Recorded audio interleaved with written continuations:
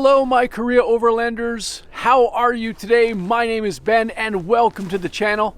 And I have got a special, very special little solo hike that I'm doing today. Thanks to Daniel for pointing out this particular area, although I don't think I'm going to exactly his spots. Also, up above somewhere, either there or there, I don't know, one side or the other, I have put his channel as a pop-up. Go check him out. He is also in Daegu. Got to support the local Daegu folks here. And he's at Camp Walker, and he pointed this out on his video channel. And I wanted to, I wanted to take a look for myself. I don't know exactly where I'm going to be going. Have no idea. Never been here before. I will leave a link to this particular spot in the description below. We are in the Gachang region, which is just outside of Daegu. You wouldn't think that I'm that close to the city given where I am, but lovely place. I am hats on, gloves, dressed, layered. It is a little bit chilly today, although it's not windy, which is really nice. I like that. I do have my mask somewhere, but there's nobody around and I want to get some of that great fresh air. So you know what? Let's get going.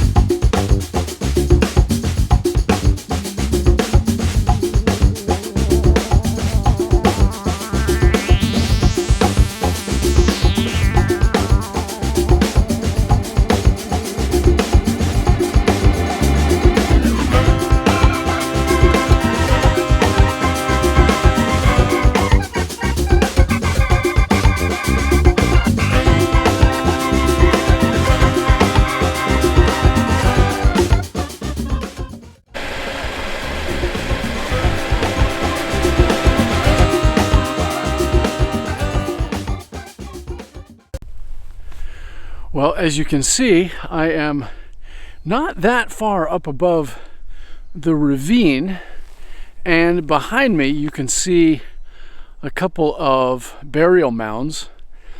I saw a little pathway and I thought I'd come up here and see what was here. I didn't know that there was a gravesite up here, but you can tell with the fresh laid plastic flowers that somebody has been here yesterday, obviously for the Solna weekend, to pay respects to their family members. Yeah, just a lovely little area so far, and really happy about what I'm seeing so far. So let's keep going.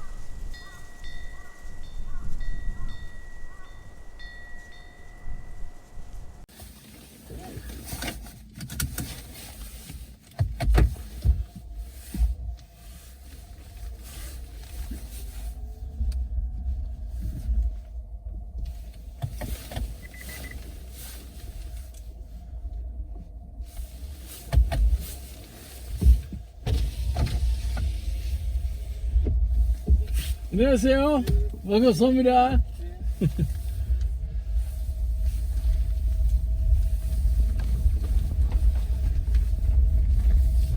Let's see what's in here.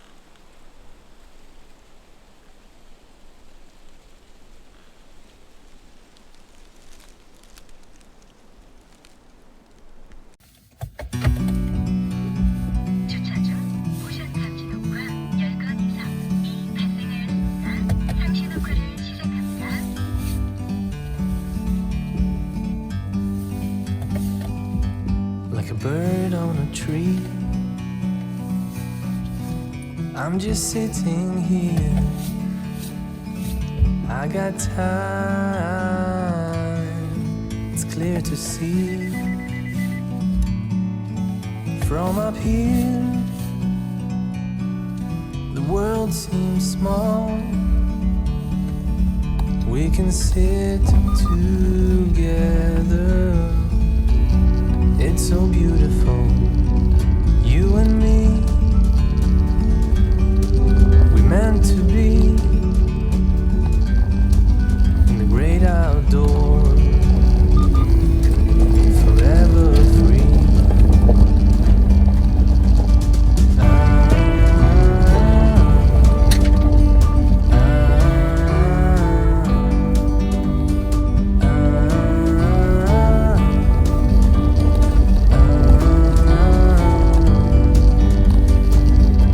Sometimes you need to go, take a step back to see the truth around you. From a distance you can tell.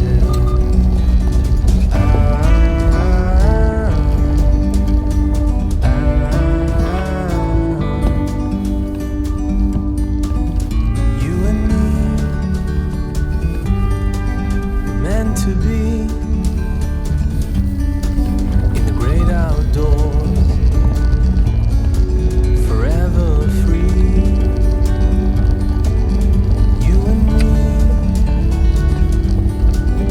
meant to be in the great outdoors, forever free.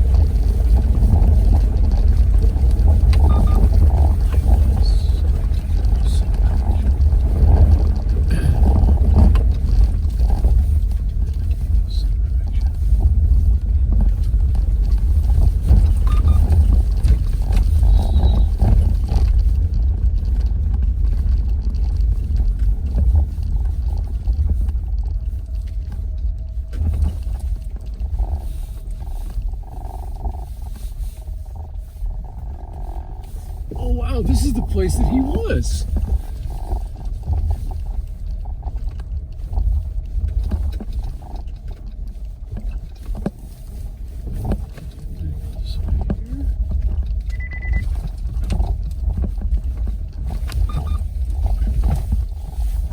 Yeah.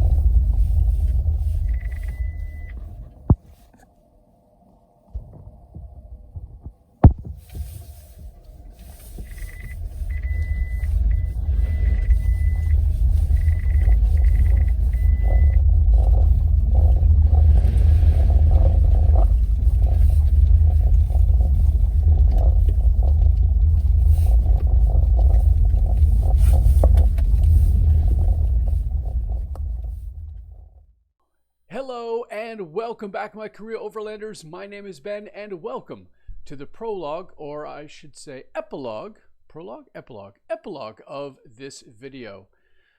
So I wanted to talk about something that was related to my the video that I did today, and that has to do with my predicament in the overlanding that I have. And I wanted to reach out to you as a community to kind of express my concern while simultaneously trying to enjoy. It has to do with the vehicle that I drive in and of itself. I realized that the vehicle that I use is a Chevy Bolt EV. It's a fully electric car. And I've had it since early 2018, or 2017. It's a 2018 model. I got it in 2017, I think. But it has been it's been a really, really good car. And one of the reasons why I decided I wanted to go the EV route and spent about 6 months convincing my wife that in fact it was a really good idea for us to lay the money down and buy it, was the fact that it does in fact provide a zero emission vehicle. It's better for the environment. It teaches my children that we need to do more to create a sustainable environment. And I feel like that example is very, very important that I set for my children. But on the flip side, having done this journey yesterday, I realized that even that small little mountain crawl, on paved or rocky road, that vehicle is not enough. It cannot do what I want it to do. And so I am torn between these two desires. On the one side, I feel like being an example for the environment is important, while on the other side, being in the environment is equally important. And I don't know how to resolve that internal conflict. I think it's important for my children and my family to be involved in outdoor life as much as possible. I've always been active in that, even when I was back in Canada. And it's something that more recently, over the last few years, I've had more of a desire to do so. Maybe that's just me getting a little bit older. I don't know. But I am curious to know what you think about that. What is it about that conundrum that I'm having? I know that camping can be done with various vehicular platforms. No question about that in terms of car camping. But in terms of actually going out into areas that are a little less traveled, even on the peninsula, is something that I think the car will have difficulty doing moving forward.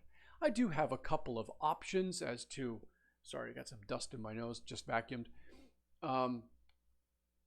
There are some options that I was thinking about, but then I think, but then I'm going back to fossil fuel. I feel like it's a step backwards. So what do I do? How do I resolve that conflict?